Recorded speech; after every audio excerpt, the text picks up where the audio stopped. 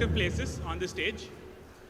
The convocation will commence with an invocation of Tamil Thai Vartha followed by Vande Mataram, during which also the audience is required to remain standing. After the chairman declares the convocation closed, the Indian national anthem will be sung by a group of students. The academic procession will then proceed back to the robing room to the accompaniment of the OTA band.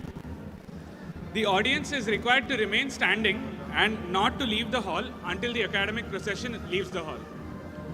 The audience is requested to follow the instructions as narrated.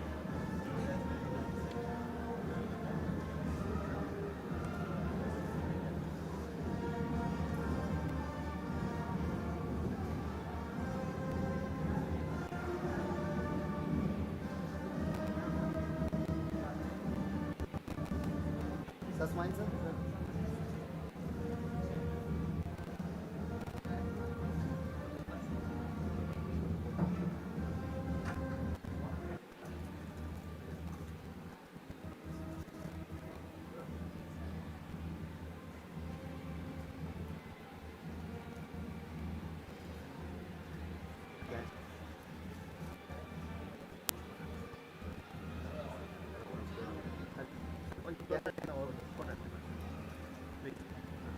Sir, okay, sir. Smile, sir. Ready, sir, sir, look here, sir. Sir. Super, sir. Thank you, sir. Thank you, sir.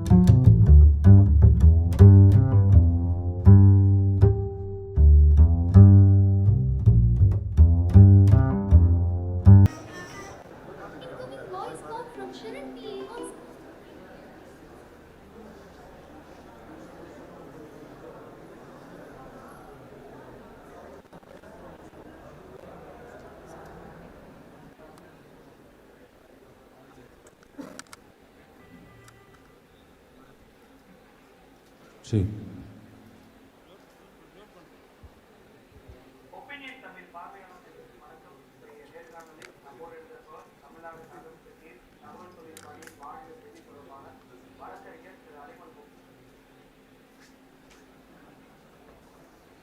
Hello.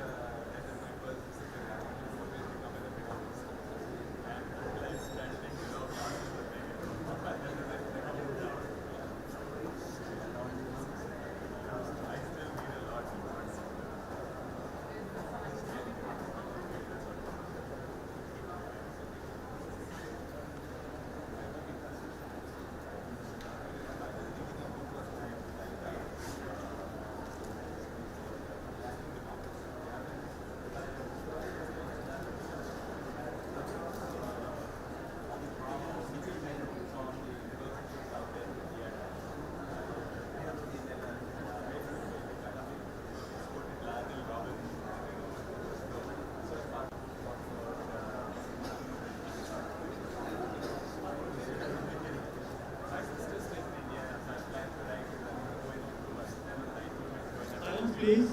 Silence, please.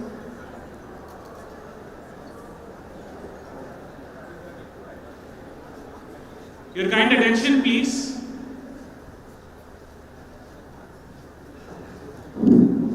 Your kind attention, please. The arrival of the chief guest will be marked by the sounding of the OTA band. The academic procession will enter the hall at 11 a.m. To the sound of the OTA band, the audience is required to remain standing until the members of the procession reach their respective places on the stage.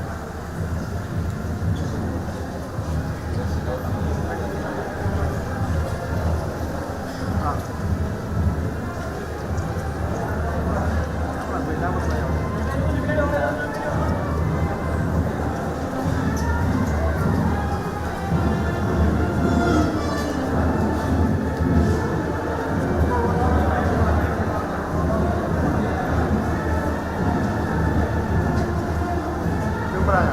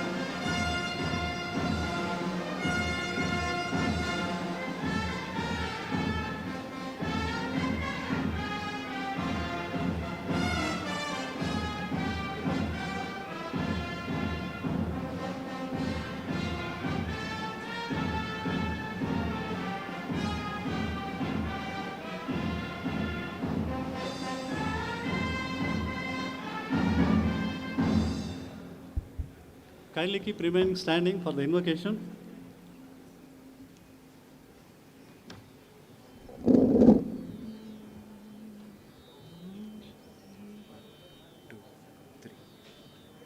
நீராறும் கடலுடுத்த நிலமடந்தை கெழிலொழுகும்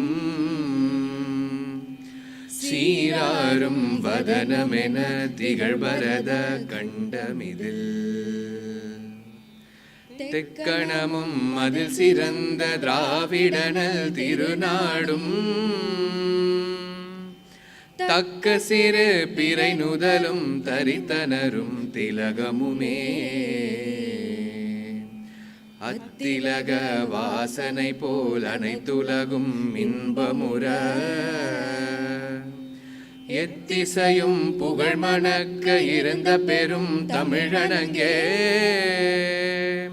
தமிழனங்கே உன் சீரிழமை திறம் வியந்து செயல் மறந்து வாழ்த்துதுமே வாழ்த்துதுமே வாழ்த்துதுமே.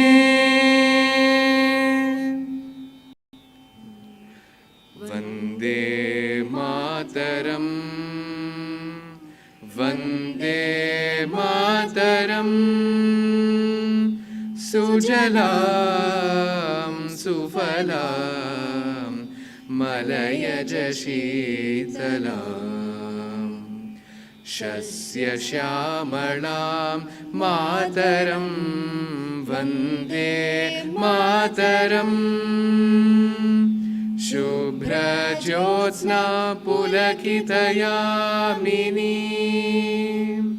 फुल्लकुसुमितद्रुमदलशोभिनी Suhasini सुमधुरभाषिणी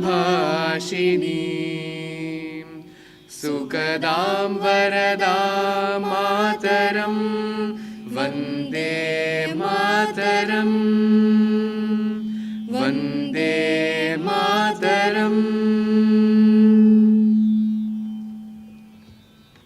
Please be seated.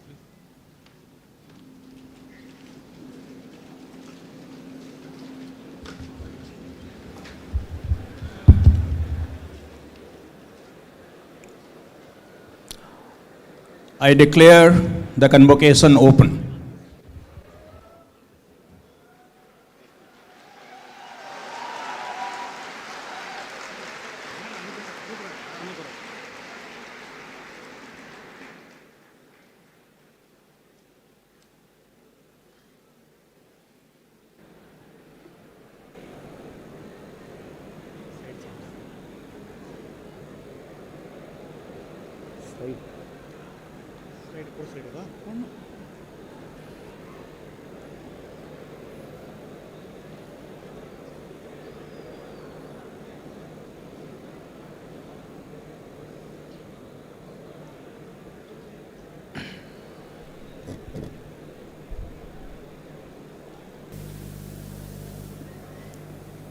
Honorable Dr. Justice Dhananjaya Y. Chandrachud, Chairman Board of Governors, IIT Madras, Dr. Pavan Goenka, members of the Board of Governors, members of the Senate, dearest graduates, distinguished invitees, colleagues, and my dearest students. IIT Madras is today witnessing her Diamond Jubilee Convocation. In our country, 60 is an auspicious number. The 60th birthday, Shashthyabda Purti, marks the beginning of an era wherein one is expected to share the acquired knowledge to provide guidance to the world. I am happy that this 60th Convocation is being graced by none other than the Supreme Judicial Authority of our country, Honorable Dr. Justice Dhananjaya Y. Chandrachud, the 50th Chief Justice of India. I am sure the graduates are lucky to have Honorable Dr. Justice Dhananjaya Y. Chandrachud as the chief guest, an Indian jurist who has served in benches that have delivered landmark judgments and who has served the universities of Mumbai, Oklahoma, Harvard, Yale, and others as a visiting professor. Your Lordship, thank you very much for accepting our invitation.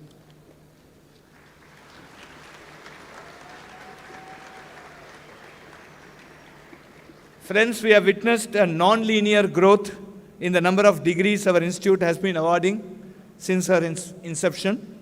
At this convocation, 2,571 graduates will receive their degrees, which includes around 453 PhD students.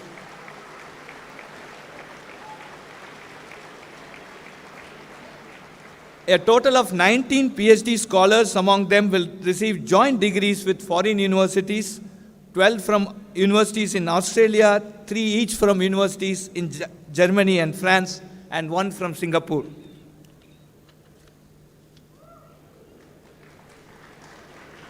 IIT Madras has proved herself by sustaining the top ranks in the NIRF ranking this year too.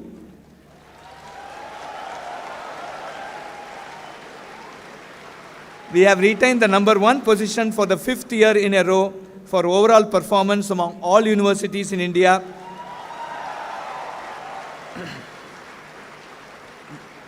Number 1 position among engineering institutes for the 8th year since inception of NIRF, and ranked number 2 among research universities in India for the 2nd time in a row.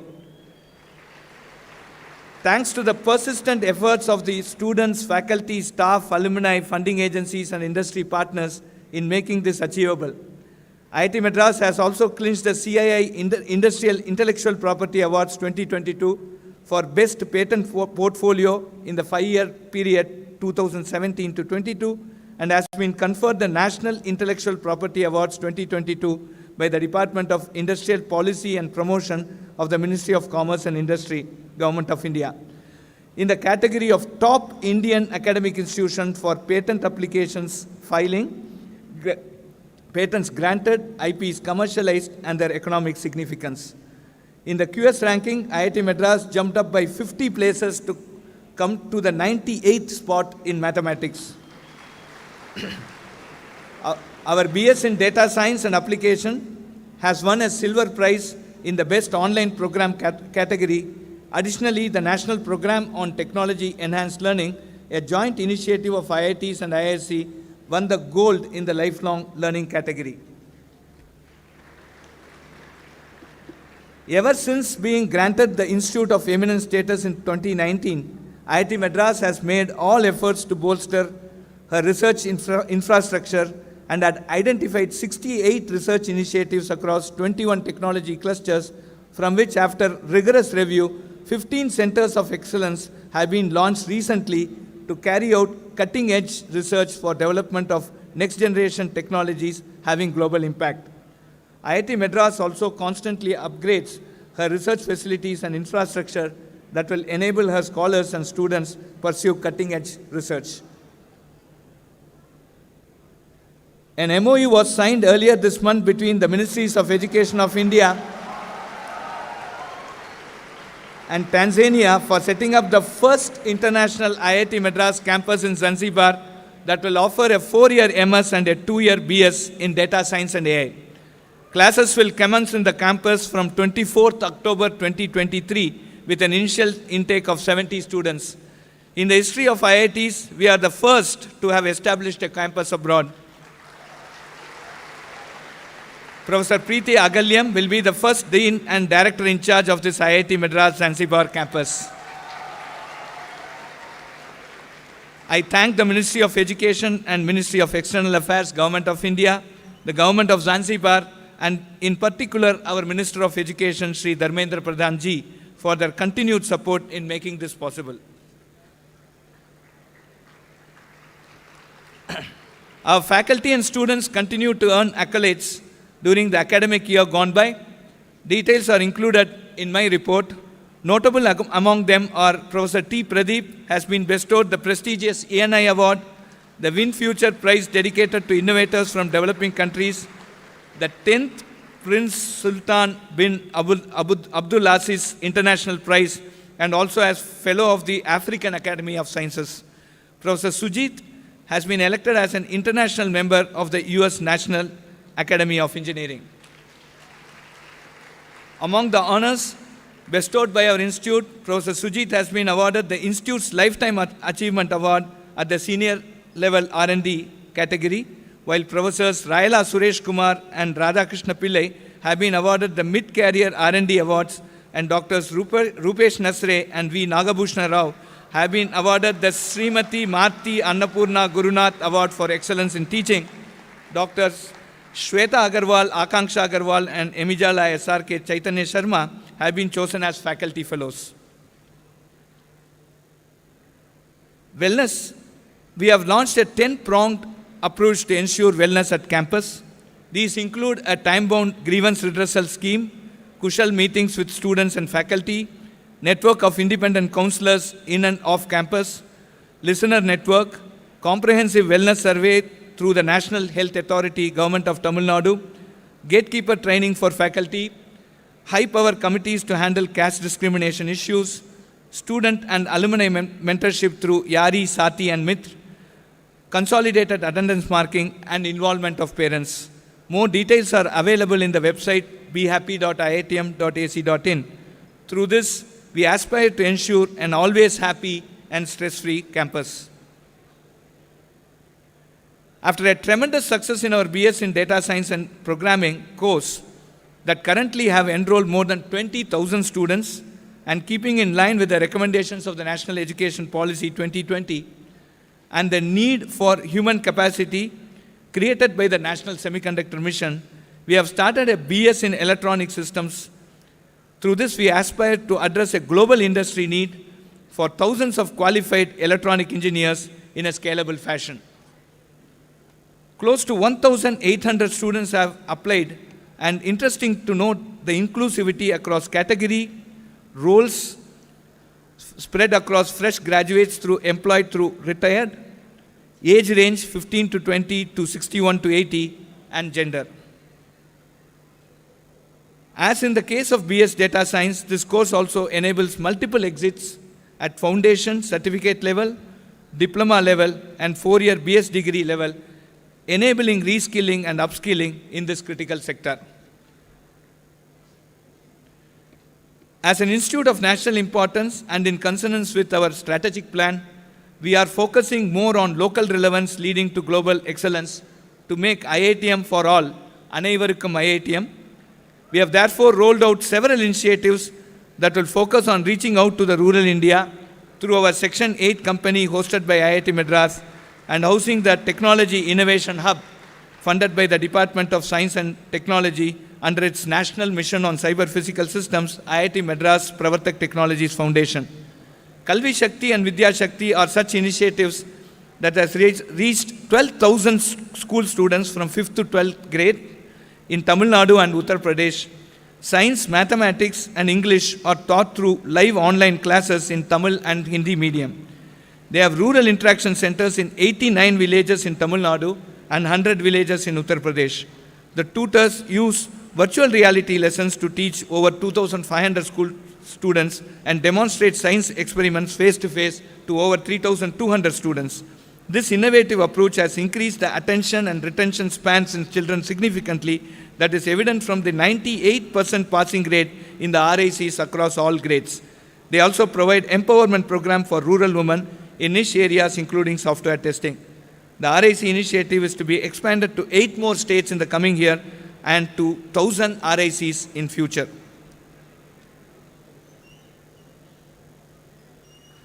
The program Science, Technology, Engineering and Mathematics, STEM, was inaugurated by the Honorable Chief Minister of Tamil Nadu, who also distributed the electronic kits to the schools.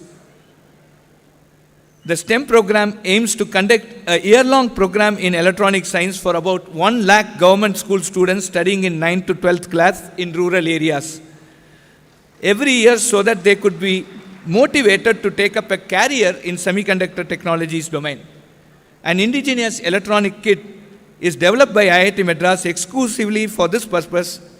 2,500 such kits will be delivered to 250 government schools of Tamil Nadu, thanks to our alumnus who has donated magnanimously for this initiative.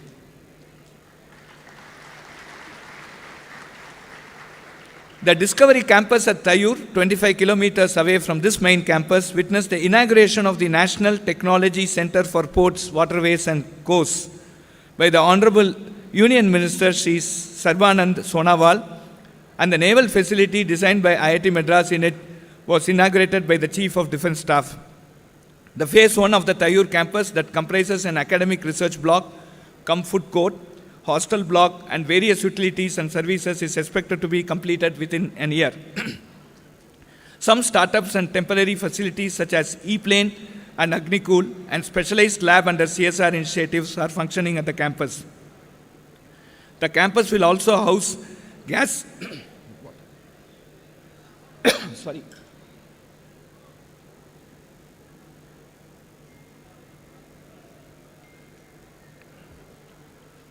The campus will also house gas pipeline testbed facility, Hyperloop, Integrated Center of Propulsion Technology and Center of Ammunition, Silicon Photonic Integrated Circuit Enablement, Center of Excellence for Manufacturing, X2 Fuels and Energy Private Limited, lab-grown diamond technology, and a full-scale bridge testing facility. In addition, large infrastructure projects have been undertaken and successfully completed by our engineering unit.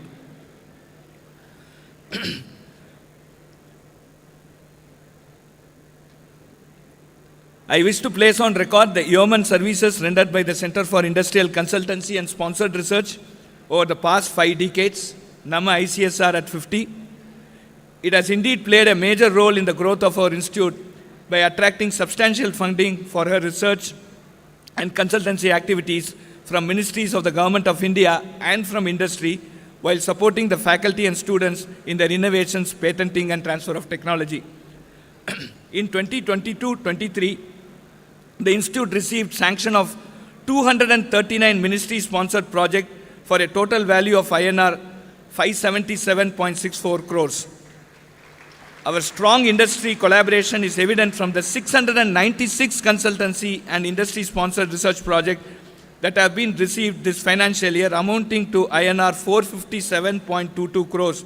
That is almost 65% more than last year.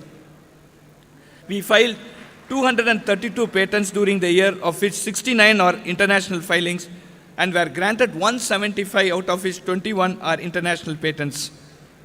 In 2022, we have honored 11 of our alumni with the Distinguished Alumnus Award for their outstanding achievements in their respective fields. They are Professor Ram Mohan Narayan, Mr. Vijay Ullal, Professor M.P. Parandaman, Mr. Ram Sundaram, Professor Rajesh Rajamani, Dr. Aziz Mohammed, Dr. Durga Malladi, Mr. Naveen Tahilyani, Mr. Karthik Sharma, Professor Venkatesan Guruswamy, and Ms. Vidya Sridharan. I am extremely happy to share that our Office of Alumni and Corporate Relationship and the Office of Institutional Advancement have in 2022-23 raised INR 231.2 crores, nearly a 75% increase over the last year. Of this, INR 98.69 crores has been received as CSR donation. I, on behalf of the Institute, wish to thank all our alumni, corporates and well-wishers who have contributed magnanimously and made this achievable. The bi-monthly Science and Technology magazine of IIT Madras Shastra, that showcases the development in science and technology and its impact on society, both nationally and internationally, continues to be well received by the scientific community. IIT Madras Incubation Cell and its sector-specific incubators for medical technology, biosciences, cyber physical systems, and rural technologies continue to incubate around 50 to 60 companies annually with a cumulative portfolio of 320 deep tech startups.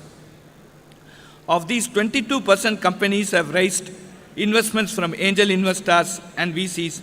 Several companies started a few years ago have received Series A funding and are now attracting Series B/C funding at significant valuations.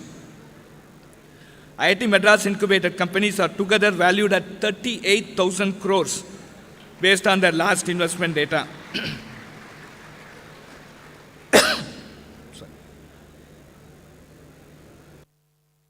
Envision becoming an aspirational force for young entrepreneurs across the country as the place to be to build global brands from Indian technological innovations, eventually expanding our presence in neighboring countries, ASEAN and Africa regions.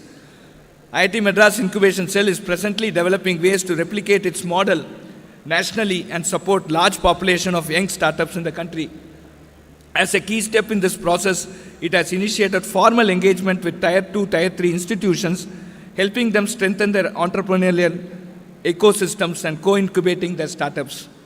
IITM Incubation Cell has currently signed MOUs with 17 institutions/incubators in South India, and IIT Madras Pravatak Technologies, the sector-specific incubator, has signed MOUs with institutions in Nepal.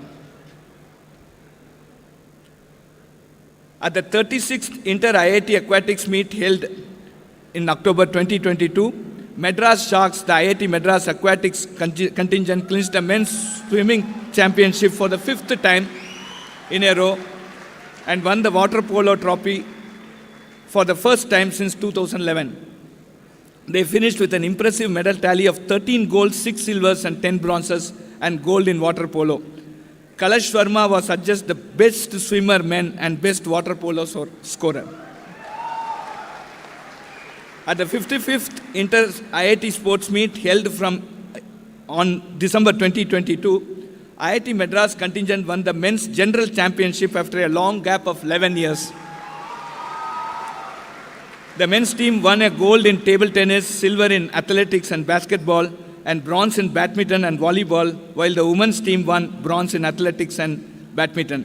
Sajusha Ashok was adjudged the best woman athlete, and Nishant Watson was adjudged the best player in the men's table tennis.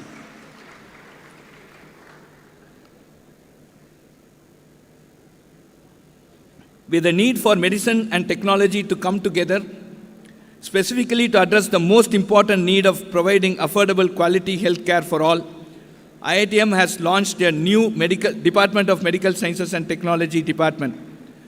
The department will offer a first-of-its-kind 4-year BS program in Medical Sciences and Engineering and MS PhD research programs that could be pursued by MBBS and MD doctors. Padma Vibhushan Professor MS Valiyathan, the Indian cardiac surgeon, former president of the Indian National Science Academy and National Research Professor of Government of India, proved to the world that our country has a great future in the area of medical science and technology by successfully designing, manufacturing and implementing the Chitra valve, bringing in affordable indigenous heart treatment to our country several decades before. He could not be here today, but has been kind enough to record an inspiring speech motivating our students to pursue medical sciences and engineering, which shall be played now.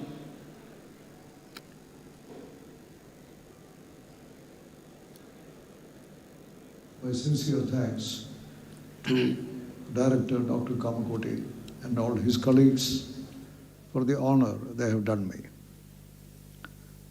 I am not a stranger to IIT Madras because I came here 50 years ago as a visiting professor and was overjoyed by the welcome I received.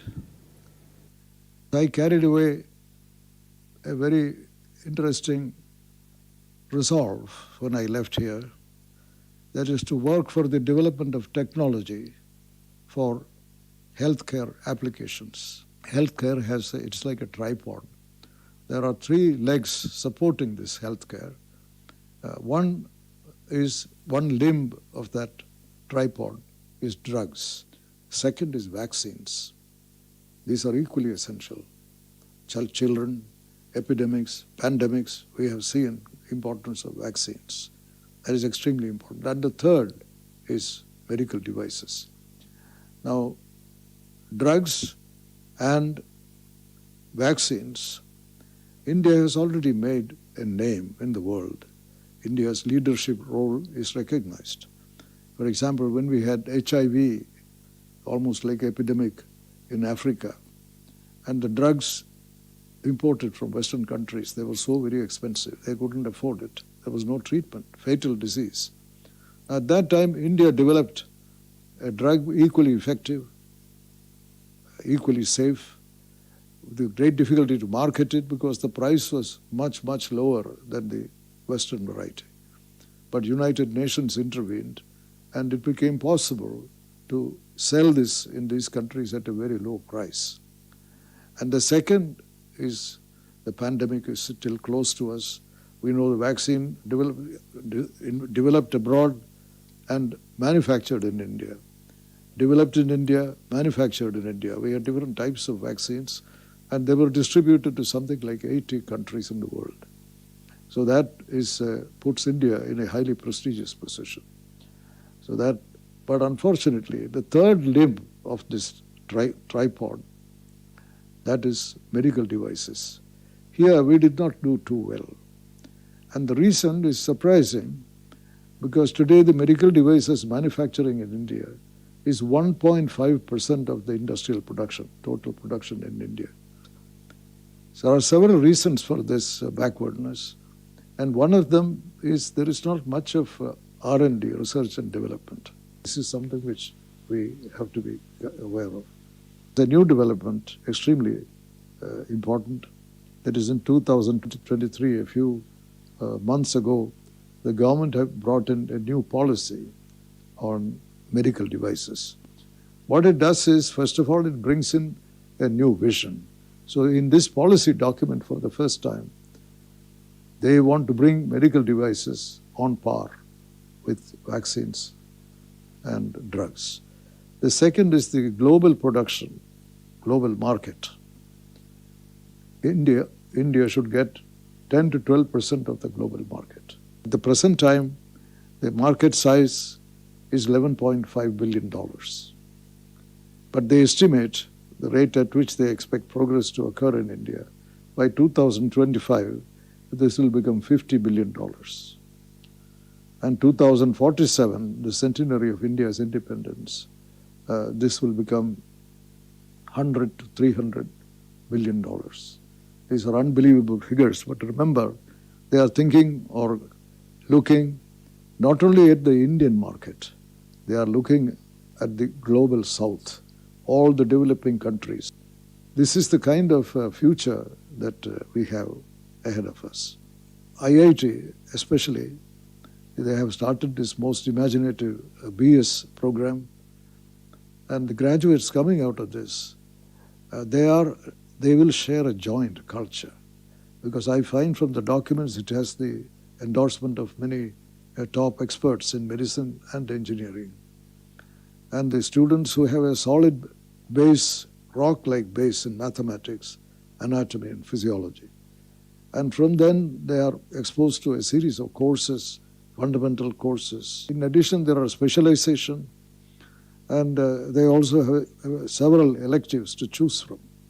So when they are exposed to such a broad spectrum of scientific and technological disciplines, there is every possibility they will be sharing the joint culture of science, engineering, and medicine. And I certainly hope they will bring about a great future for us, especially in terms of this policy. And India will have a leading position in the world in the field of medical devices and improve equitable access to the best of technology to the largest number of people. Thank you very much. I would like to thank Dr. Kamakoti and all his academic community here for the honor they have done me. Thank you.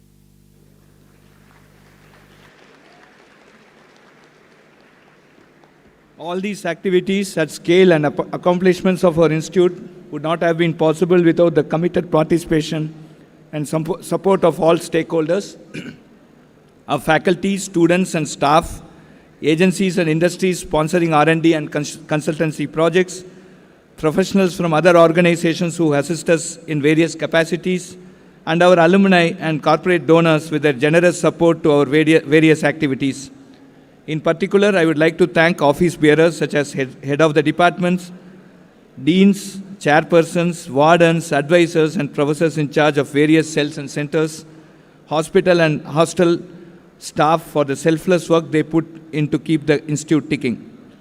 The institute is grateful to the Ministry of Education, Government of India for its continued and sustained encouragement and support. I also wish to thank the Government of Tamil Nadu for all the support it continues to extend in multiple ways. I wish to thank Dr. Pavan Goenka, our Chairman, Board of Governors, and all board members for their wise counsel, support and guidance, enabling us to scale new heights. I would like to express my heartfelt gratitude to our Chief Guest, Honorable the Chief Justice of India, for gracing this occasion. We are eager to listen to his message to the graduating class of 2023. Before I end, I would like to once again congratulate the prize winners today and wish all our graduates happiness, professional success, and fulfillment from a life of service to their profession, family, and country. God bless you all. Jai Hind.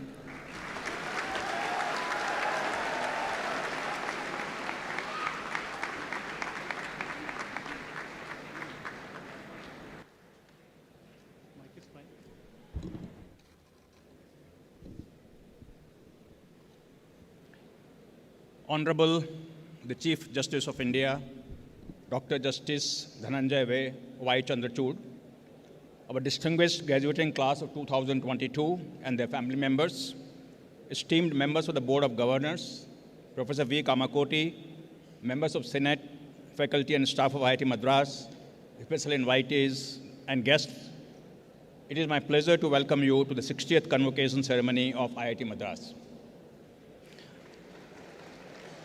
On behalf of the Board of Governors, I am privileged to welcome our chief guest, Honorable the Chief Justice of India, Dr. Chandrachud. We are privileged to have him here amongst us. It will be out of place for me to talk about his numerous landmark judgments. What I do want to mention is the way he is modernizing the courts with the use of technology initiatives, such as use of machine learning, tools to translate verdicts into vernacular languages, making 34,000 judgments available in open domain, paperless system of recording, new email policy, making virtual hearings permanent feature. The courts have been made green and technology enabled, and the list goes on. Yesterday, in an informal conversation that we had with him, I could see the passion that the Chief Justice has for driving technology in judiciary. And IIT Madras also is playing a key role in this initiative.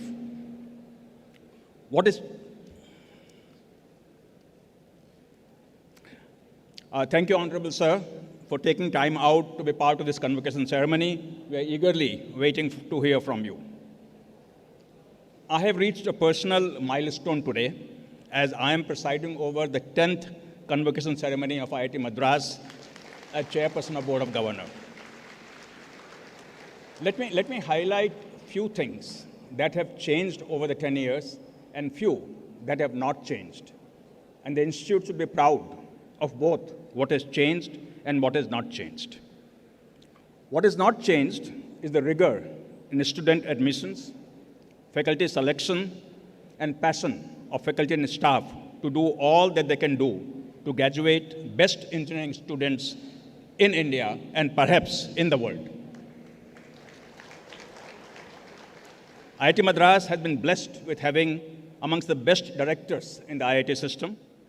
I've had the privilege of working with Dr. Bhaskar Ramamurthy for 8 years, and now Professor Kamakoti. What has changed is a greater thrust on R&D. As you could see from Director's report, the total R&D funding has gone up from about 250 crores to 2,000 crores in the last 10 years. And what is even more encouraging is that 40% of it comes from the industry. IITM Research Park, that I'm sure you're all very familiar with, which was the brainchild of Professor Jhunjhunwala and Professor Ramamurthy, has become a benchmark for all IITs to follow. Entrepreneurship amongst graduating students and even professors has almost gone viral. Number of deep tech startups incubating from IIT Madras is perhaps the highest of any institute in India. Arthur Energy is one such example, and there are many more. IIT Madras has become the first IIT, as you heard, to set up an overseas campus in Zanzibar, set up a medical sciences and engineering department. You today have a lot of flexibility in curriculum. An innovative online undergraduate degree program was launched in 2020 to reach tens of thousands of students across India. An outcome of all of this, as you all well know, is that IIT Madras has been judged the best engineering college in India every year since the inception of the NIRF ranking. And the best overall college 5 years in a row, something that everyone should be proud of. And I must congratulate the director, faculty, staff, and all the students for this amazing achievement. Dear graduating class, this is a very important decade for India. The world order is changing. India today has opportunities like never before across sectors and geographies. Technology revolutionizing every aspect of our lives. There could not have been a better time for you to graduate and make a difference to the lives of millions of people. What is most heartening is that the new technological revolutions across the world is being driven by young startups founded by graduates like you. India has come of age in the startup ecosystem, and IIT Madras is playing a key role in it. What I personally appreciate is that IIT Madras incubated startups tend to be in deep tech areas like advanced communication, agri-tech, artificial intelligence, IoT, green energy, space technology, etc. And talking of space technology, never before have I seen such an excitement across the country for a technology-led event as for the launch of Chandrayaan-3 last week. And we are all eagerly waiting. We are all eagerly waiting for August 23rd, 5:47 p.m., the day and time the lander will land on the moon. Space has huge opportunities for India. And I'm amazed to see the kind of resources India has in terms of talent, infrastructure, and indigenous technology. While ISRO has made us proud so far, going forward, the private sector and specifically startups will play a huge role. Many of the startups are now becoming household names, such as Skyroot, Dhruva Space, Pixel, Digantra, and your own Agnikul and Galaxy. SpaceX is the best-known technology startup in the space sector. But people often forget that SpaceX was not built over a day.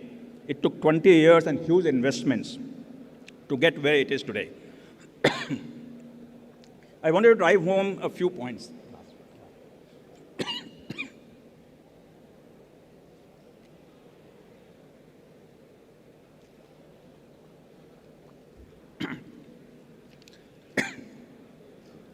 I want to drive home a few points with these examples. Number one, science and technology will drive the new unicorns and decacorns. Number two, if you want to make a tech-led difference in the world, your technology and innovation must be disruptive, radical, and transformational, not incremental. Number three, risk-taking and perseverance are must for entrepreneurial and personal success. Take failures in stride like successes and keep going on. Persist in the face of failure. Number four, to create the next unicorn and achieve scale, you will need partners who believe in your vision and are willing to invest in your ideas. Hence, it is imperative to cultivate a life skill to sell your story and motivate people to join you in your mission. And finally, every SpaceX starts with an Agnikul or a Galaxy. I hope a good number of you have opted to stay connected with science and technology and will work towards tech-led disruption. Being an IIT student and now transforming to an IIT alumnus, you are privileged and have a storied legacy to live up to. Strive to become innovation incubators for India and the world by leveraging your skills in science and technology. India and the world will always need and will always be grateful to bright minds like you. Dear graduating class, congratulations to all of you on this very special day and wish you all the success in life. God bless you. And may I now request Professor Liggy Philip to come and introduce the chief guest.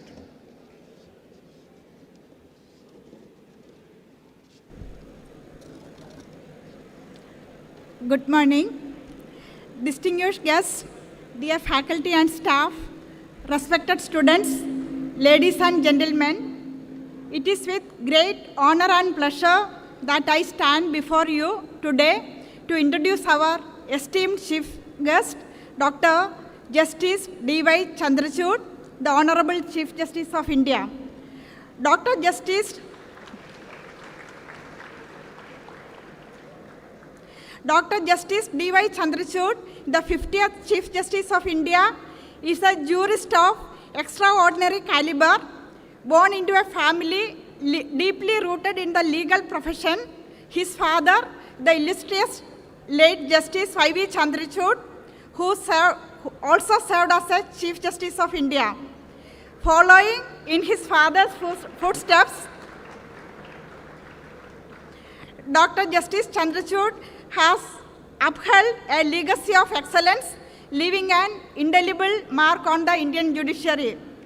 Having graduated with a degree in law from the prestigious St. Stephen's College, University of Delhi, Dr. Justice Chandrachud further honed his legal expertise at Harvard Law School, where he pursued his Master of Law degree. His academic pursuits were marked by exceptional brilliance and an unwavering commitment to legal scholarship. He took oath as the Chief Justice of India on 9 November 2022. Before his appointment to the Supreme Court in May 2016, he was the Chief Justice of Allahabad High Court. He was Judge of the Bombay High Court for 13 years. As an advocate, he championed several causes such as the right to privacy, the right of HIV plus workers, and religious and linguistic minority rights. As a judge of the Supreme Court of India, Justice Chandrachud has delivered seminal judgments, including on the decriminalization of homosexuality, decriminalization of adultery, declaration of privacy as a fundamental right, disability, combating caste and gender discrimination, and environmental law. His judgment mandated the grant of permanent commission to women in the armed forces.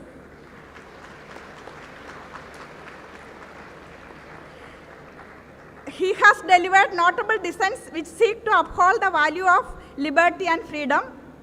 As a chairperson of the E-Committee of the Supreme Court of India, he is spearheading a digital transformation of the judicial system in India, comprising over 18,000 courts. This will pave the path for using artificial intelligence in case management and deployment of resources. Justice Chandrachud has been a guest speaker at Harvard Law School, Yale Law School, Australian National University, and many more prestigious universities. He also addressed several international conferences, including the United Nations High Commission on Human Rights, United Nations Environmental Programme, the World Bank, etc. On behalf of all present here, I extend a heartfelt welcome to Dr. Justice D.Y. Chandrachud, the Honorable Chief Justice of India. We are grateful for the opportunity to benefit from his profound insights and guidance. Please join me in extending a warm round of applause.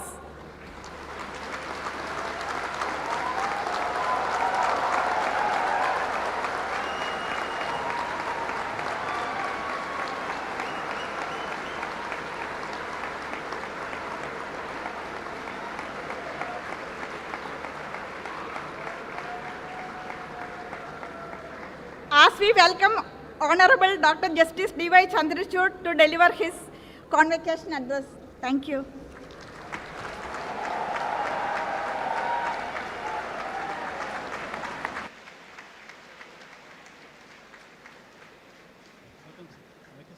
Mic is fine, yeah.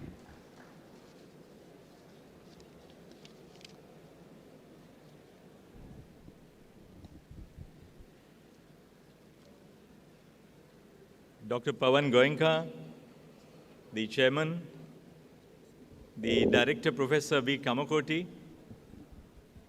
distinguished members of the Senate, faculty and staff,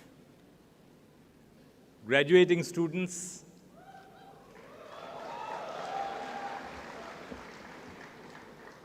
parents of graduating students, and all the guests who are present here. I express my very deep gratitude to Professor Kamakoti and to IIT Madras for inviting me as the chief guest to address the 60th convocation of IIT Madras. Over the past 64 years, this university has contributed significantly to India's development through its research, innovation, and technological innovations and advancements. In a true sense, institutions such as IIT Madras have transformed Indian society by entrenching the scientific approach and temper in our society. As I think about the history of this institution, I think of the thousands of students who have graduated from this hallowed university and made not only our nation, but the world a better place. And today I can see the bright future of India in your shimmering eyes. I congratulate all the graduating students. You are drawing a curtain on an important phase of your life as a student. Even though you are leaving this institution, a part of it will always stay with you. Its values and its principles will guide and motivate you. I would also like to congratulate your family who made sacrifices for your upbringing and education. It is often said that it takes a village to raise a child. I would like to acknowledge and congratulate the countless people working behind the scenes who have in some way or the other contributed to your journey in this institution of excellence and beyond. Now, I must confess that when I received the invitation to attend this convocation and speak, I was kind of perplexed as to what should the theme of my address be today. What wisdom can a judge of a constitutional court impart to young innovators and entrepreneurs at the forefront of our ongoing technological revolution? It is often said that technology develops at a speed which the law cannot keep up with. This may seem true in the heat of the moment, but if we take a step back, our history is a testament to the fact that law and technological developments share a dialectic relationship. They speak to one another constantly, each one pushing the other forward. At a point in history, ships were considered the pinnacle of modern technology. But with every voyage came a significant risk of losing all your goods and the ship itself, and together with it, human life, to the misfortune of the high seas. It was the law of corporate ownership and financing that allowed businesses to manage the risk of overseas voyages, leading to the first generation of entrepreneurs and venture capitalists. Later, it was the rapid technological innovation of the Industrial Revolution that led to the disciplines of labor law and patent law, Tomorrow, your creations will frame the next stage of the debate between technology and the law. So today I want to leave you with two questions that I hope you ask yourself. What are the values your technology represents? And what are its affordances? When I say value, I do not mean the monetary worth of your ideas, innovations, or technology. I mean what principled values the technology represents, and in particular, what are the values it furthers in the context you seek to deploy it. Let me give you an example. I remember a time when speaking to another person required a landline connection, and working with a colleague meant that you had to be in the same room physically. Today, video conferencing technology has transformed the way we communicate and work. Thus, we can say that the values of this technology are facilitating communication and collaboration. The values of a technology may further change in different contexts. You only need to look at the Indian judiciary to know how this may be the case. During the COVID-19 pandemic, the Supreme Court introduced virtual hearings, which till date allows litigants and lawyers from outside Delhi to appear before the Supreme Court. Courts across India held as many as 43 million hearings.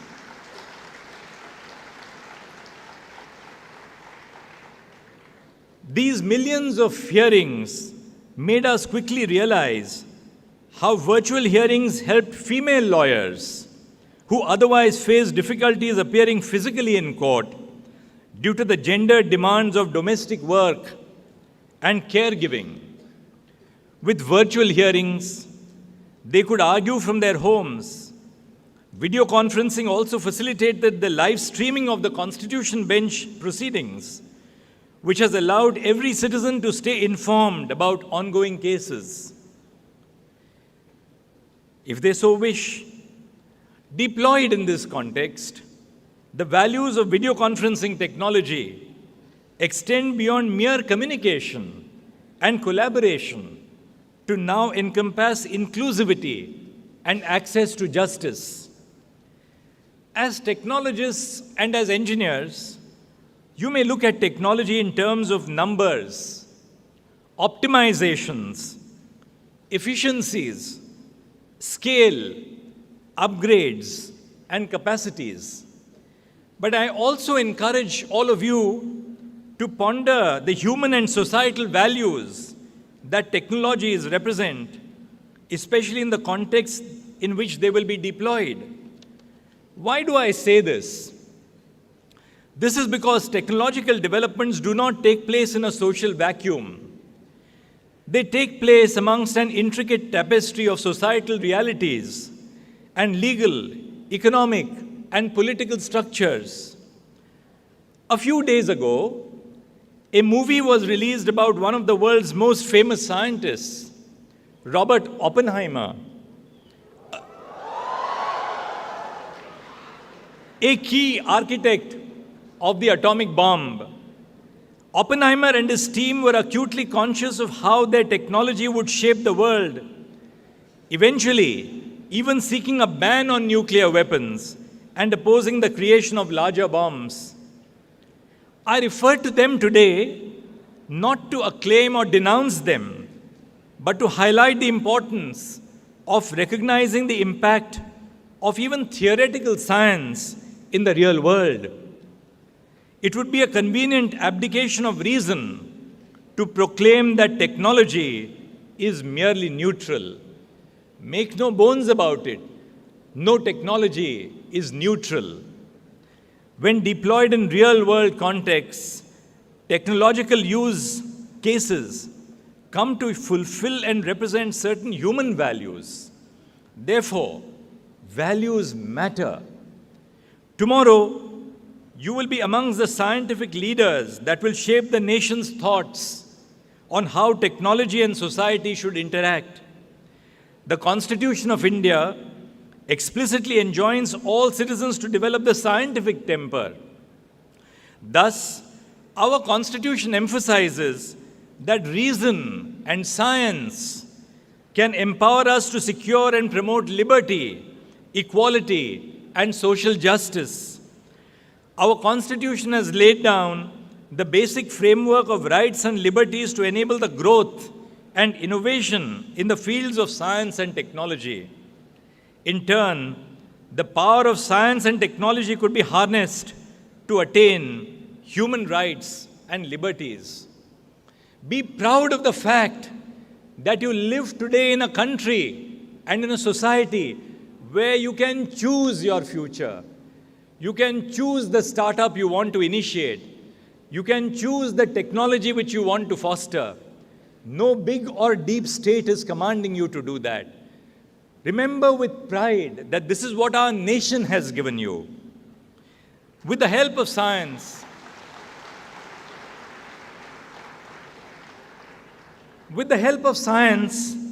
we realize and acknowledge our inherent biases and dogmas.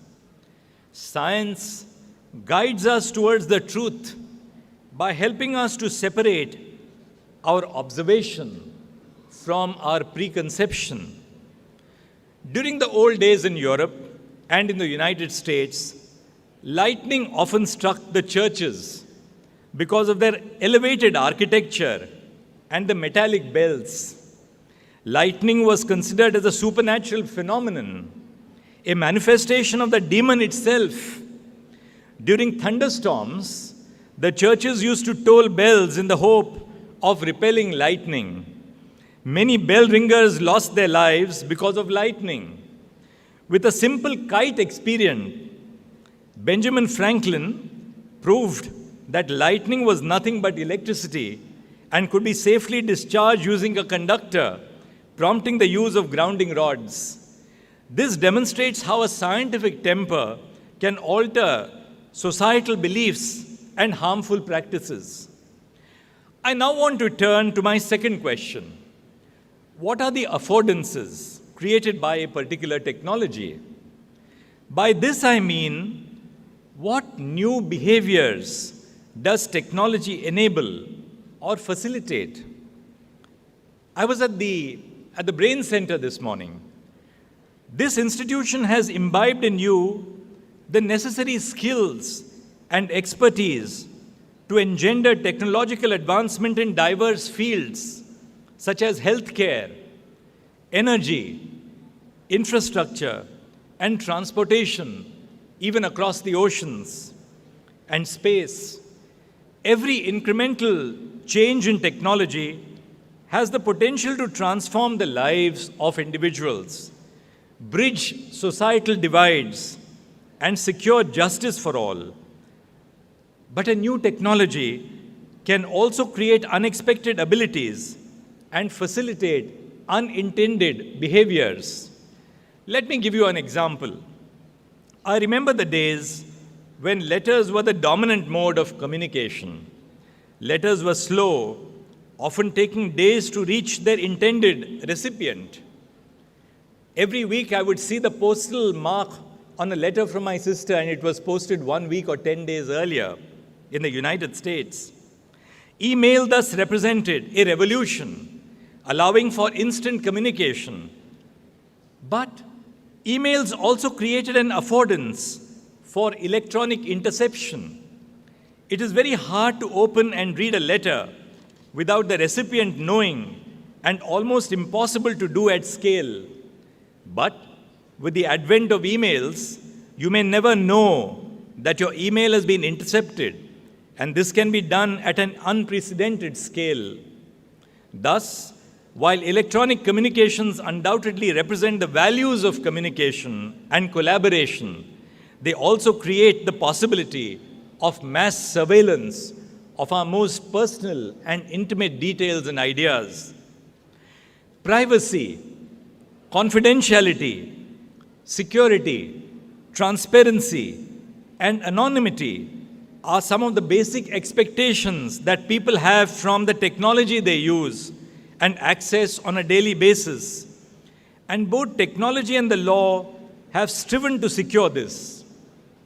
Today, can you think of sending a message to another person without thinking about privacy and confidentiality? We all want our messages to be end-to-end encrypted. This demonstrates how every technology creates new affordances, which in turn modify human behavior and lead to further technological and legal developments. Every new technology enables new behaviors from citizens, private companies, and governments alike. Social media has allowed us to connect with people, removing the barriers of age and nationality. It allows for an online ordering of millions of individuals that could never take place in an offline world. The marketplace of ideas has new connotations in the era of the social media and the internet. A person may share a post to millions online instantaneously, but could never do this offline. However, this ease of communication has enabled new behaviors, such as online abuse and trolling. This is one example of how new technological affordances create new behaviors that both the law and technology have to anticipate and interdict. An American writer, Ursula Le Guin, once said that if you cannot or will not imagine the results of your actions, there is no way you can act morally or responsibly. I think this eloquently sums up the task of future entrepreneurs like you to carefully think through the types of affordances new technologies enable and guard against potential abuses. Where technology itself fails to address the negative behaviors facilitated by new developments, the law will step in to safeguard individual rights and continue the centuries-long dialogue between scientific development and legal regulation. I will end my speech by looking at the future briefly. Today, artificial intelligence are the two words on everybody's lips. AI is being deployed rapidly to enhance the efficiency of computer software and hardware. In a relatively short period of time, AI tools such as ChatGPT have shown that a computer can also be adept at cracking jokes, writing codes, or even drafting legal memos. AI represents not just a new frontier, but a rapidly evolving one as more of the world comes online. Even at the Supreme Court, we are using AI on a pilot basis for live transcriptions of court proceedings. The trepidations voiced by many about the advent of AI is another example of how new technologies do not exist in a vacuum, but are brought forth into complex social realities. Many of you will be tasked with demonstrating how AI can operate for the purpose of furthering human interests and not endangering them. But keep in mind those two questions about what values a particular deployment of AI represents and what affordances it creates. I have been fascinated personally with the development of AI image generating software, which allows you to put in a written prompt which will generate an image. But I am also cognizant of its potential misuse to create deep fakes, to mislead, to threaten, and to bully individuals. What are the steps that we can take to enjoy the benefits of such technology while curbing its misuse for harmful purposes will be amongst the key challenges that all of you will take. Technology should not in any way create a fear in the mind of users of online abuse or harassment.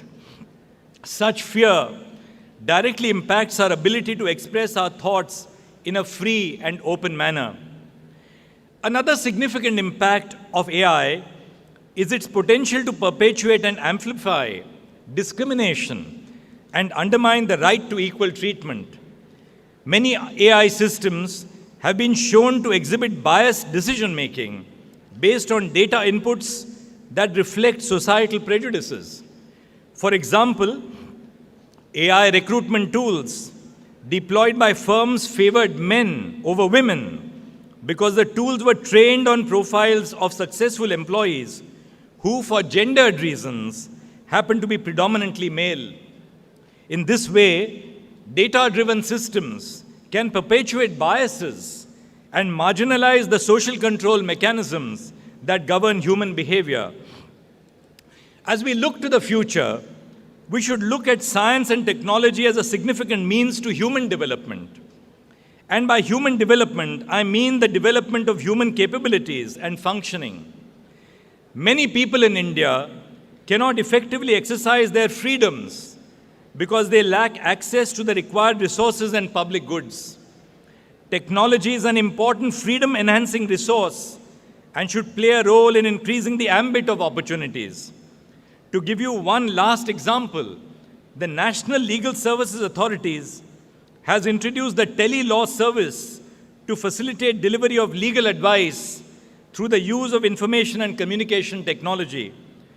During the COVID-19 pandemic, women and people belonging to the marginalized sections extensively made use of the tele-law facility to receive legal advice on issues ranging from domestic violence to property disputes.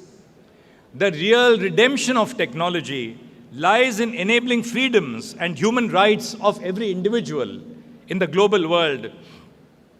Science and technology have the ability to make us resilient to threats that loom over future freedoms. Take climate change, for instance. Climate change has the potential to negatively impact effective enjoyment of a variety of human rights, such as life, water, food, health, and sanitation. We now have international treaties, such as the Paris Agreement, which seek to lay down clear targets for reducing greenhouse gas emissions. For most of us, our biggest contribution to climate change will be consciously choosing to be climate conscious in the way we live. And I saw some of the startups on climate change this morning. But as engineers and entrepreneurs, you have the skills to develop and implement effective climate change resilient technologies. I ardently hope that some of you will utilize the skills and knowledge you have acquired at IIT Madras to face the future challenges that threaten our existence on this planet. Ursula Le Guin, the American writer I referred to, wrote a short philosophical story titled The Ones Who Walk Away from Omelas. The story describes the life of the residents in the prosperous city called Omelas. The residents of Omelas were happy and content. However, as the narrator explains, the prosperity and beauty of the city required that one child should remain imprisoned and in misery all the time. The residents felt pity for the child. They perceived the injustice that was being meted out to that unfortunate child, but they never rescued the child because doing so would end their own happiness and prosperity. In our own real world, we are also faced with similar dilemmas. Today, you will leave this ceremony as graduates of one of the most highly regarded institutions in the world. But before you leave, pause to think about the duty it places on you. With the abilities, expertise, and understanding IIT has conferred on you, the world is at your feet. Your education makes you uniquely qualified and responsible for the world that you will inherit. What are the values you will choose to embody in your actions and innovations? Will your contributions leave this world a better place than you found it? And perhaps most importantly, will it be a better place for everybody? Or will your future also come at the cost of some suffering that you choose to ignore? A child imprisoned somewhere in the world. These are not easy questions, but none of you is a stranger to adversity. Each one of you has overcome unique and seemingly unsurmountable challenges to be here. So continue to challenge yourself. This is how we learn. We learn by challenging ourselves. This is how we keep the hope of a better future alive. I would like to thank Professor Kamakoti for inviting me to speak on this momentous occasion. I wish all the graduating students all the best for their future endeavors. And I would finally bow down to your parents and your teachers who have made this day possible. Thank you.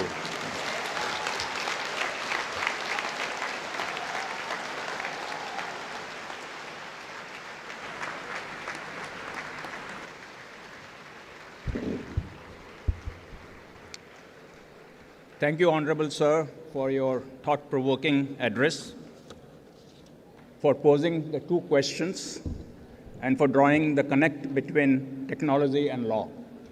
I'm sure your wise counsel will guide the young minds as they embark upon their life journey. Thank you once again.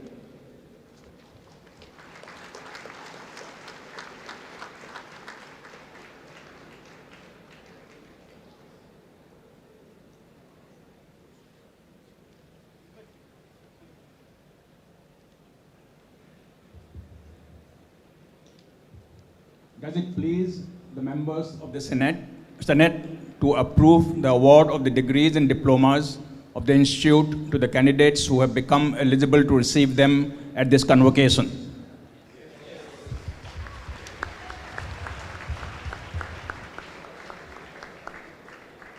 Mr. Director, please award the degrees, diplomas of the Institute to all eligible candidates.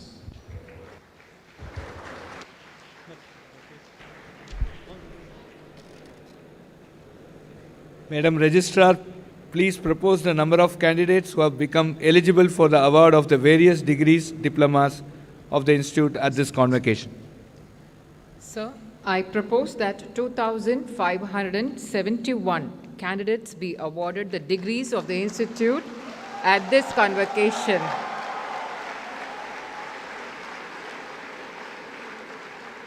I also propose that 1,996 candidates present be awarded the degrees in person in the departmental degree distribution program and the rest in absentia.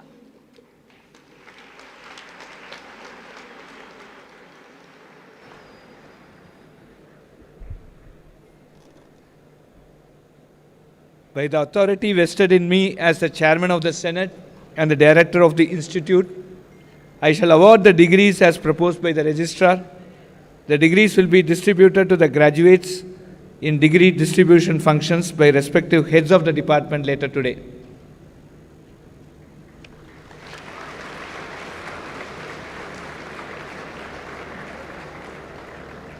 Mr. Dean, Academic Courses, please read out the names of prize winners present at this August Assembly.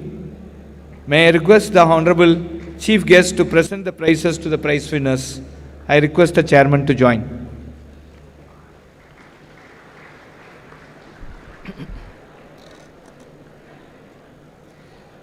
Vanakkam and good morning. It's my pleasure to present to you the list of prize winners for 2023. President of India Prize for the highest CGPA among BTech and dual degree programs. Bharat Ratna M. Vishweshwaraya Memorial Prize for the highest CGPA in BTech. Siemens Prize for the highest CGPA in BTech in Electrical Engineering. All three prizes go to Sai Gautam Ravipatti.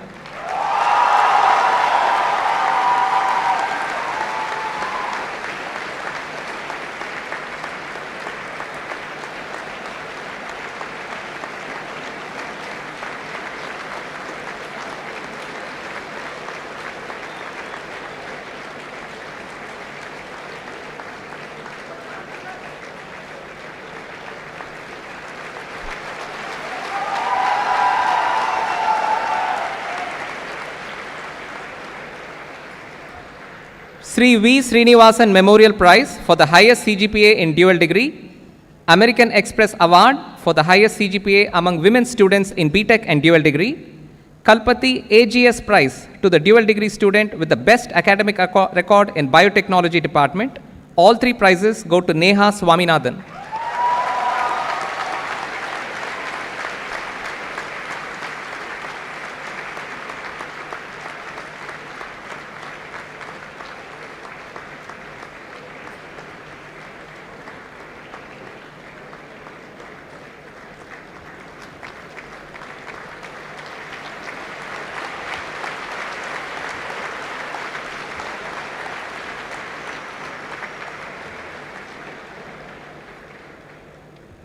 Dr. Shankar Dayal Sharma Prize for the best all-round proficiency in curricular and extracurricular activities in BTech goes to Shatakshi Sarangi.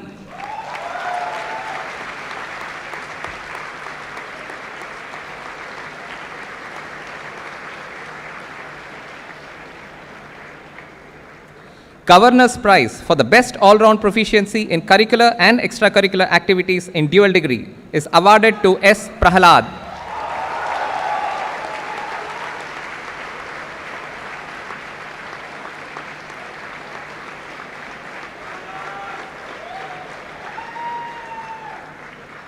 Booty Foundation Gold Medal Award for the highest CGPA among women students in dual degree, MTech, MSc programs.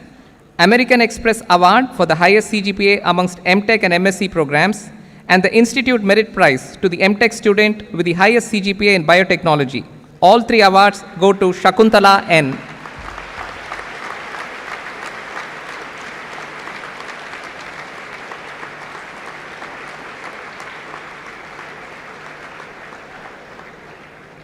We have joint winners for the Bhagyalakshmi and Krishna Iyengar Award.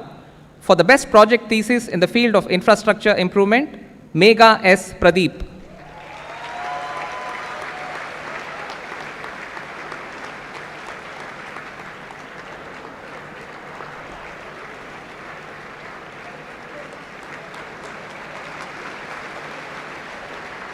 For the best project thesis in the field of pollution abatement, V. Surya Kumar.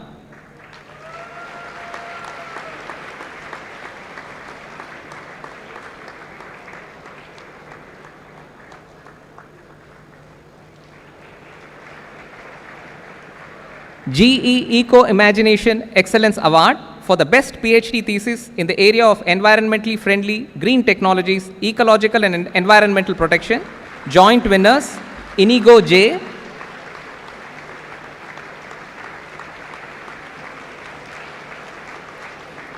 and Vaishali Chaudhary.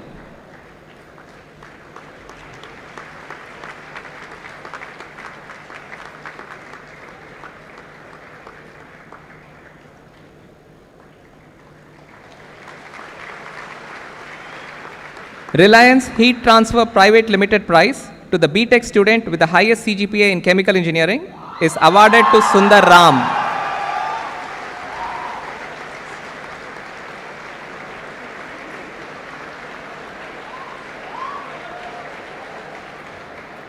Larsen and Toubro Endowment Prize to the BTech student with the highest CGPA in civil engineering is awarded to Vibhu Vilas Sharma.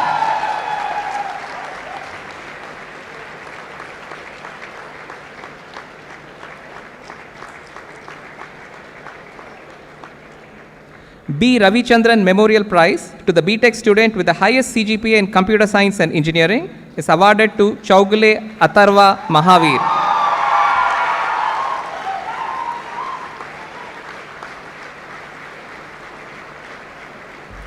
Banco Foundation Prize to the BTech student with the highest CGPA in Mechanical Engineering is awarded to Tadeparthi Siddharth.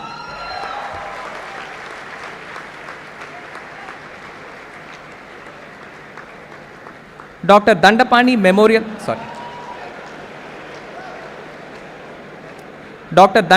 Memorial Prize to the BTech student with the highest CGPA in Metallurgical and Materials Engineering is awarded to Veer Karan.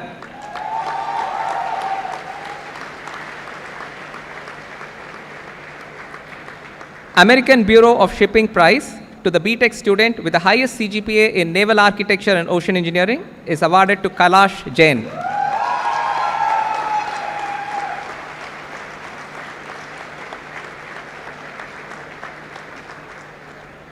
Hema Balasubramanian Excellence Award to the BTech student with the highest CGPA in Engineering Physics is awarded to Shiva Prasad U.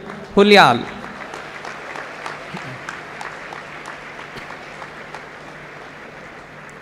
Dr. V. Mohan Raman Prize to the dual degree student with the highest CGPA in Aerospace Engineering is awarded to Nihal S. Manvi.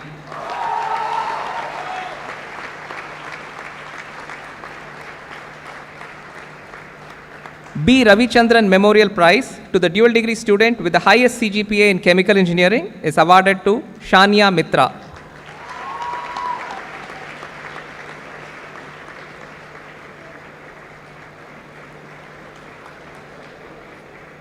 Dr. N.R. Dave Prize to the dual degree student with the highest CGPA in civil engineering is awarded to Yakala Esvita.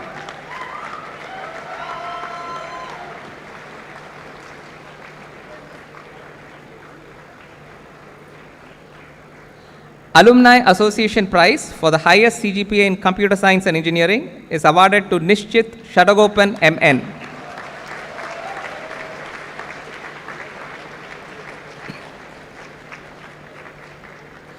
Philips India Prize to the dual degree student with the highest CGPA in electrical engineering is awarded to Srikar Sai Ranganathan.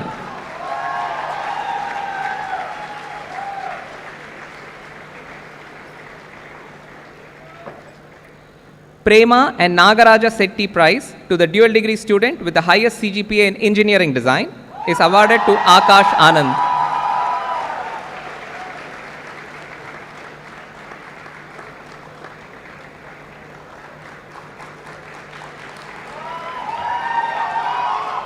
Professor G.V.N. Rayudu Memorial Prize for the highest CGPA in dual degree in mechanical engineering is awarded to Kishore Ram Satya.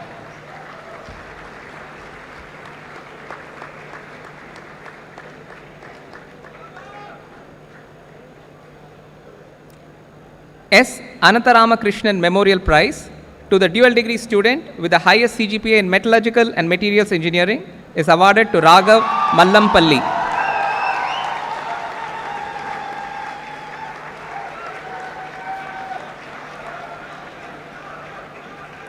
Good Earth Shipbuilding Private Limited Prize to the dual degree student with the highest CGPA in naval architecture and ocean engineering is awarded to Aradhi Sirotia.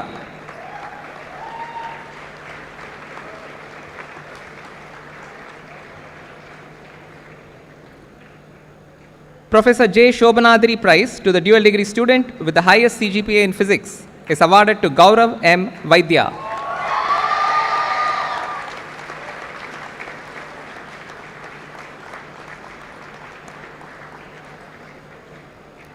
Institute Merit Prize to the student with the best academic record in PG Diploma program in Bridge Engineering goes to Sai Sudhir B.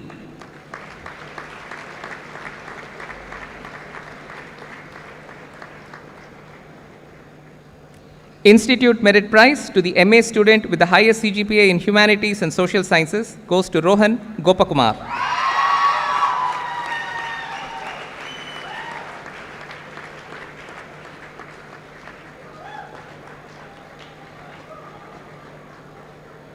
Air India Prize to the MTech student with the highest CGPA in Aerospace Engineering goes to Nachiketa Narayan Kurhade.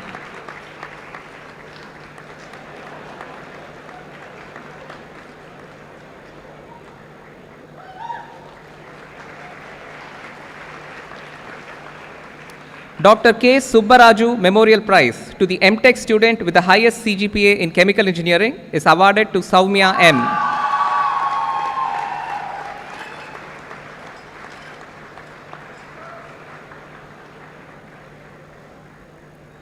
Institute Merit Prize to the MTech student with the highest CGPA in Civil Engineering is awarded to Vineet R.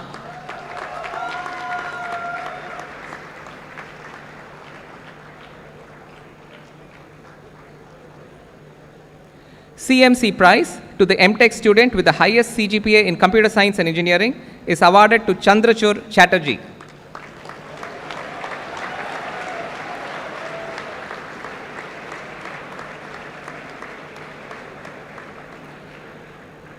Siemens Prize to the MTech student with the highest CGPA in Electrical Engineering is awarded to Cherjarla Narendra Sai Kumar.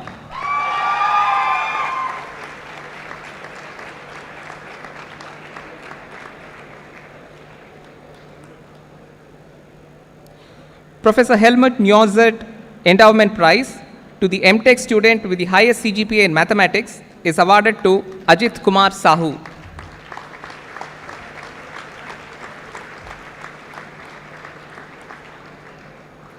Professor B. Sengupta Prize to the MTech student with the highest CGPA in Mechanical Engineering is awarded to Kallakuri Herambata Datta Sai Uday Krishna.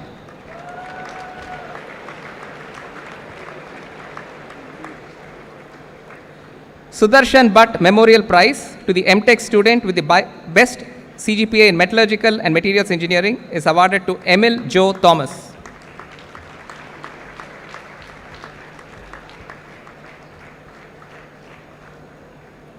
Institute Merit Prize to the MTech student with the highest CGPA in Ocean Engineering is awarded to Anurag Vishwakarma.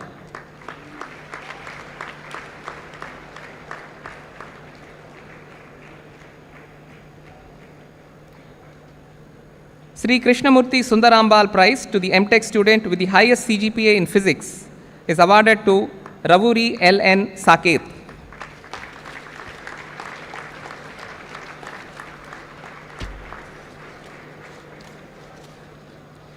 V. Ratnarao Memorial Prize to the MSc student with the highest CGPA in Chemistry is awarded to Kushbu Goyal.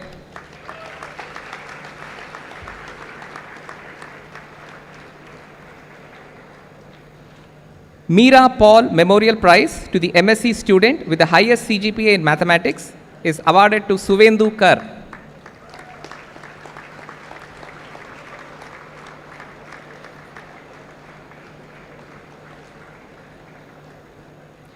Kokka Parthasarthi Prize to the MBA student with the highest CGPA goes to Harish Gupta K.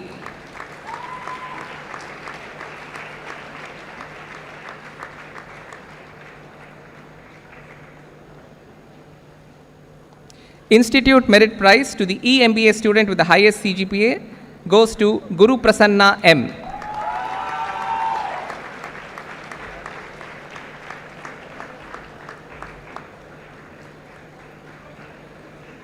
In addition, the following prizes are awarded in absentia. Professor Chillukuri Ramasastri Memorial Prize to the MSc student with the highest CGPA in Physics, going to Divakar Gaur, and the HAL Prize to the BTech student with the highest CGPA in Aerospace Engineering, which is awarded to Atharva Alok. Thank you. Namaskar.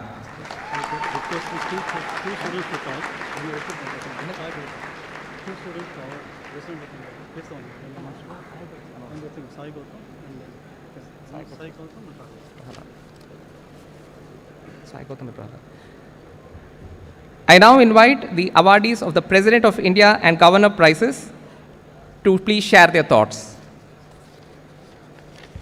Good afternoon. Honorable Chief Guest, the Director, the Chairman, other dignitaries, proud parents, and my dear fellow graduates. Firstly, if you don't know me, I am Sai Gautam, a graduate from the Department of Electrical Engineering.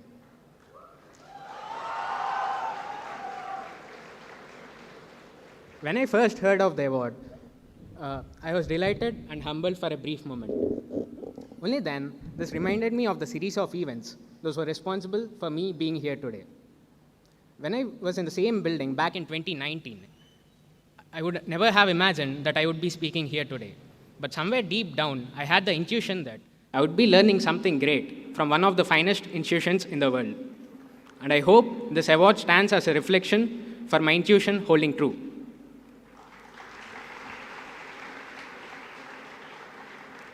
What IIT Madras has taught me is to enjoy the process in achieving something.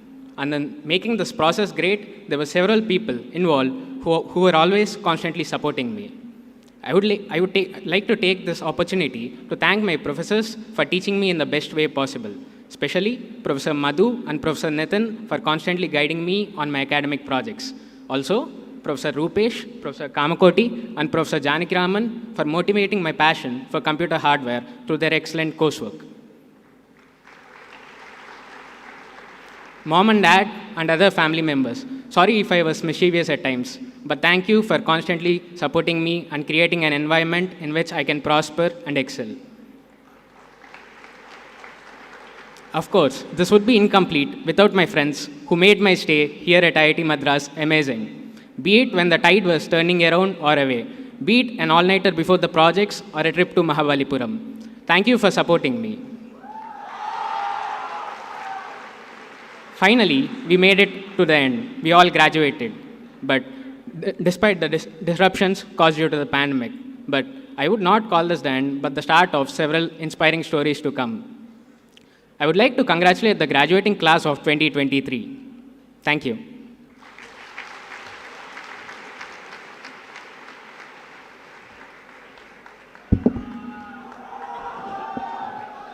afternoon. Good afternoon, everyone. Respected members of the dais, my batchmates, parents, and everyone else in the audience. I am extremely humbled to have received this award. First off, I am thankful to the Institute for its constant support and encouragement in every single activity, be it sports, academic, or cultural activities. I'd also like to thank Professor Manoj for his course on evolutionary biology. I don't think he's here today, but that along with the wildlife in the campus really helped me find my area of research. A huge shout out to my parents who are somewhere over there, my parents, my grandparents, and my brother for their constant encouragement and love.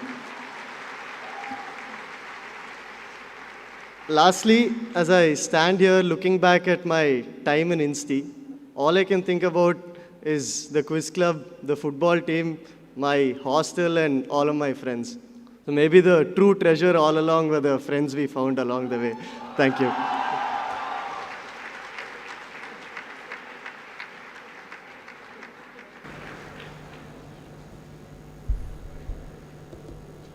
Graduates of the year, I charge you that in thought, word, and deed, you will ever maintain the purity, dignity, and integrity of your profession and honor of our institute. Graduates of the year, please take the pledge. Students alone to stand, please. Please repeat after us. We, the graduates of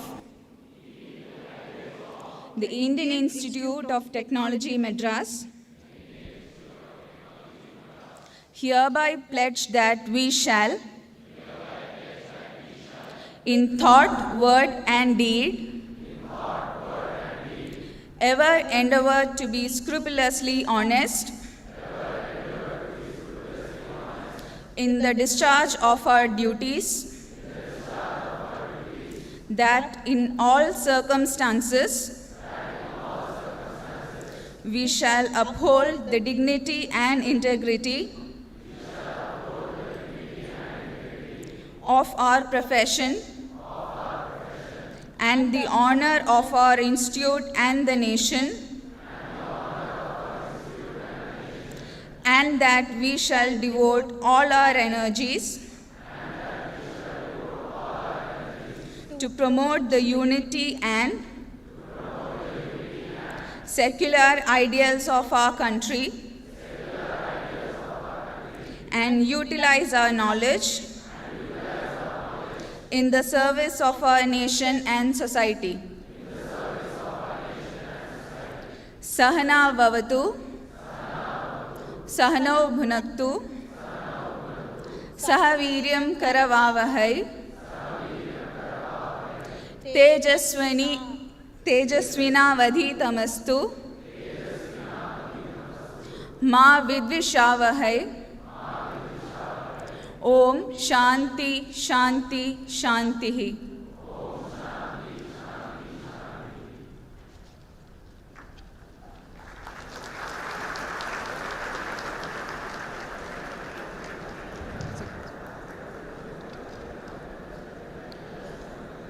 On behalf of all those assembled here, I request the Director to give memento to the Chief Guest, Honorable Dr. Justice Dhananjay Chandrachud, the Chief Justice of India.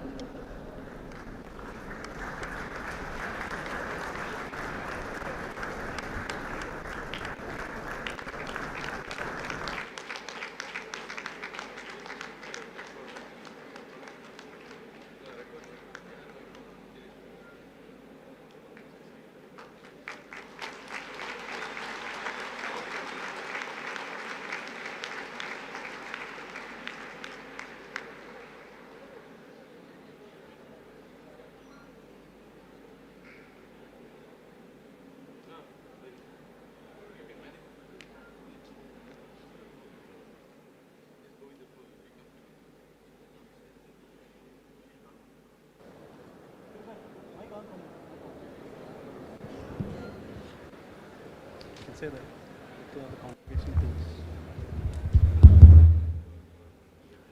I declare the convocation closed.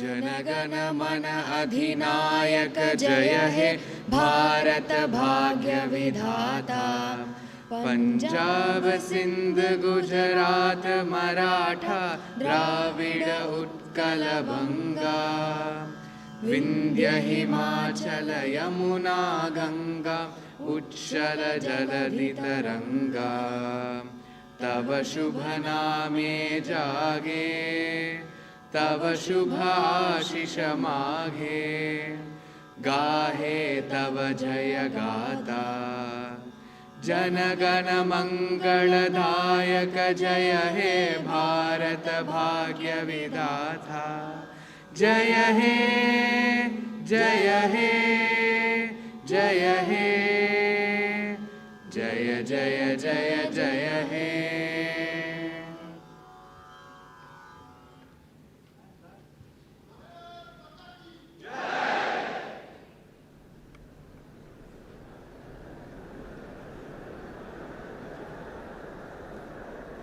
Band, please, on. Band.